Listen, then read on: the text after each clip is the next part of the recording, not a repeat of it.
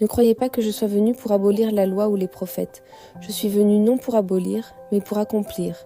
Car, je vous le dis en vérité, tant que le ciel et la terre ne passeront point, il ne disparaîtra pas de la loi un seul iota ou un seul trait de lettre, jusqu'à ce que tout soit arrivé.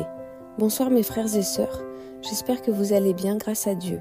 Dimanche dernier, après le culte, Christ a mis dans mon cœur de vous partager certains fondements essentiels de la vie chrétienne.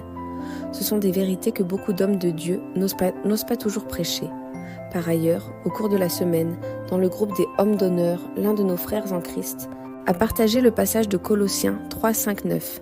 Ce texte m'a également interpellé et a confirmé l'enseignement que j'avais reçu. En effet, ce passage nous exhorte à la sainteté, à l'amour et à la piété. Il nous invite à faire mourir en nous l'impureté, l'impudicité, les passions, les mauvais désirs. Car, précise la parole, c'est à cause de ces choses que la colère de Dieu vient sur les fils de la rébellion.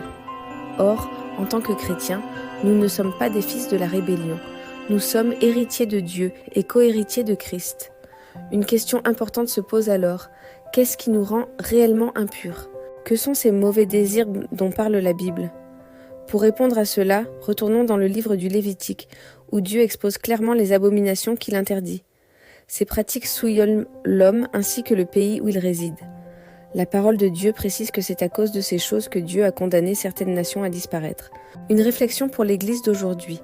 Si nous observons honnêtement ces pratiques dans certaines de nos communautés chrétiennes, pouvons-nous réellement espérer que Dieu agira puissamment parmi nous si nous ne faisons pas partie de ceux qui marchent dans la vérité, qui prient et jeûnent pour laisser l'Esprit de Dieu agir? Pouvons-nous espérer être sauvés si nous continuons à pratiquer ces choses que Dieu réprouve? Ne nous trompons pas, celui qui est né de Dieu ne pratique pas le péché. Pratiquer le péché signifie commettre volontairement et de façon habituelle les mêmes fautes sans repentance véritable. Si nous faisons partie de ceux qui persistent dans ces pratiques tout en espérant être sauvés simplement par la grâce au moyen de la foi, alors nous ne sommes pas dans la vérité de Christ.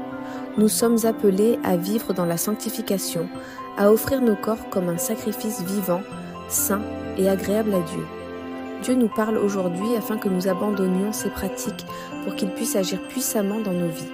Car, comme le dit la parole, « Mon peuple périt faute de connaissance. Toute la gloire revient à Christ. Amen. »